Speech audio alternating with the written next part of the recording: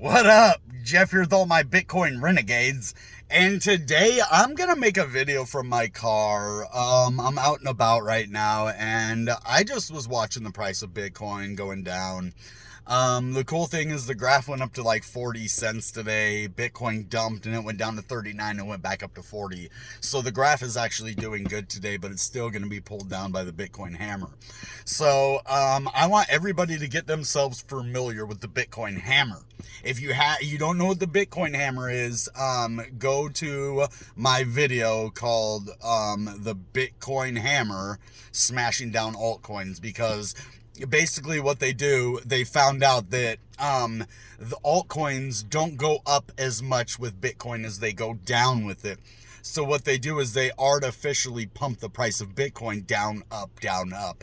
And what it does is it creates this dominance of Bitcoin that it's used to smash down the altcoins to keep them at lower levels, because it controls most of the market. And when it moves down, it really takes the crypto to the downside. When it moves up, it's only like about a quarter, and then when it moves down, it's like a half. So you're basically losing 25% compared to on the way up is on the way down. So you're going way further down, 25% more than you are going up with Bitcoin. And that to me is a Bitcoin hammer. And they've used it over and over and over. Imagine if Bitcoin didn't do the Bitcoin hammer. Imagine where the altcoins would go, right? Imagine the graph today if the Bitcoin hammer didn't come out. It went from 31 all the way to 40 cents today. 9-cent gain from a 30 cent. That's about a third of the price that it went up today. Well, why did the Bitcoin hammer come out? Because altcoins started to pump again. What is the Bitcoin hammer? The Bitcoin dominance that they use to smash the altcoins down by pumping and dumping. And you've seen it multiple times, over and over and over again, and it works every single time. It gets annoying because they have the best move, and I even called the bulls out. The bulls don't have an answer for it. That's what sucks. The bulls do not have a Bitcoin trampoline. They don't have a way to actually break this cycle from happening. And it's happening over, and it's not going to stop, guys. Why would they stop manipulating the market when it works every time, right? So Bitcoin is going to continue to do this for several weeks, if not months more. So why is it doing it now, though? That's the question. Because it's April. April is always a pump month, right?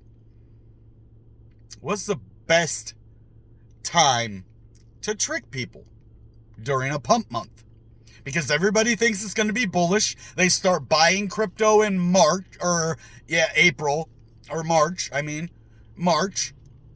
and get ready for April. Then April comes and it just dumps on us all April. So everybody that bought, because April is normally a bullish month, is now in the loss because of the Bitcoin hammer. So we all need to take a little bit of a breather, I think, from crypto. It doesn't mean to leave crypto. It just means don't let these price movements do anything to you. I'm numb to it right now. It doesn't even matter. Like, I'm not even mad anymore. Like, I'm in a good mood still, even though Bitcoin just dumped. Even though I'm losing money right this very second. I don't care anymore, because I know it's only going to last for so long. They can only do this for so long, until eventually they let it go, or they can't control it anymore, or other things happen, so where the Bitcoin hammer doesn't work. And Ethereum, that is one way that we could stop the Bitcoin hammer, is with Ethereum. Because Ethereum, if you remember right, on the last year in the end of summer, how did we move from the 28,000 Bitcoin up? Well, Bitcoin was just going sideways. It wasn't really pumping. What pumped? Ethereum. Ethereum pumped. Took part of the market dominance. Started to move the market without Bitcoin. Then Bitcoin followed it. Because there was bullish sentiment in the market. And it's all about mindset of all of us. Not me, not you, all of us together. If we have a collective mindset that says we're bullish, the market will have no choice to go bullish because we're going to be buying. We're not going to be selling. We can control the market together as a people. Now, the whales individually can control the market, but us as a people, if we all got together in the right way, we could stop these pumps. Me and you together as a team. We could come together and we could stop these pumps. How? Pump the heck out of Ethereum. Pump. When Bitcoin goes to that bottom, remember how they do it to us on the top and they send us down? Wait till we get to that support. Smash up, buy a bunch of Bitcoin, smash up, not financial advice, buy a bunch of freaking Ethereum, move the market up, then it would have no choice to act like a Bitcoin trampoline and keep going up like it's done before, like when the altcoins had more of the market cap, when Ethereum had more of the market cap, when all of altcoins had a bigger control over the market, Bitcoin was not easily able to smash them down. Why do you think that the graph sat between 60 cents and $1? Because Bitcoin didn't have the power at that time to bring it down, even at $28,000. 28.8, it went all the way down. The graph only went to 49 cents. We're sitting at 39 cents right now, 10 cents below that, and Bitcoin is at 38,000 right now. It was just at 40. So, and that is almost half of the price as it was then, right? Well, I can't say half the price, but when, it was at its lowest 31, 49, that's 18 cents, that's half of it. So it's like a 50% loss. So it's not cool, the way that they're using Bitcoin to smash the market down. And we can actually do something. Don't sell your altcoins. Every time Bitcoin goes down, I would buy the dip, right?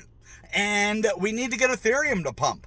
Because if Ethereum pumps, it'll take more of the market cap. That way it'll take the power out of Bitcoin's hands.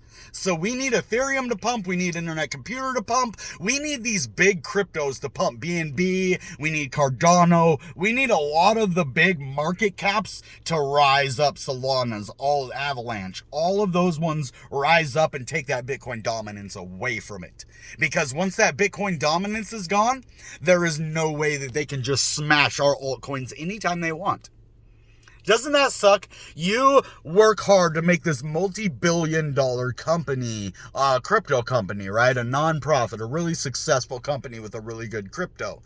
And then you're doing really good, and the price should be going up. But you have this other cryptocurrency, which is your competition, but kind of like your grandfather, the one that inspired you. But it's sitting there smashing you down so it doesn't lose its place. That is not a father. That is a user. That is something that does not value you. Right? If it valued you, it wouldn't smash you to the ground every time you got it. So we got to look at it like this. We have to take control. And how do we do that? Together. We have to create a community of like-minded people that will not stand for the Bitcoin hammer. So it's not that hard to know how to combat this. It's not fun to watch your money dwindle away when you put your hard-earned money into the market. And then these people with way too much money even, they come and they just smash your money into the ground so that they can buy another, 10 mansions when we're just trying to make ends meet, right? So that's the problem. The people in the market that are controlling it and destroying it are the people that have way too much anyway. That's the problem that I have. You are trying to take money from the people that don't have money to line the pocket of the people that have the most money. And that right there is that's not what crypto is about. Crypto is about giving everybody an equal opportunity to take control of their finances. And that's what we're going to do together as a community. All right, guys, that being said, you know what time it is. Goodbye and good Bitcoin.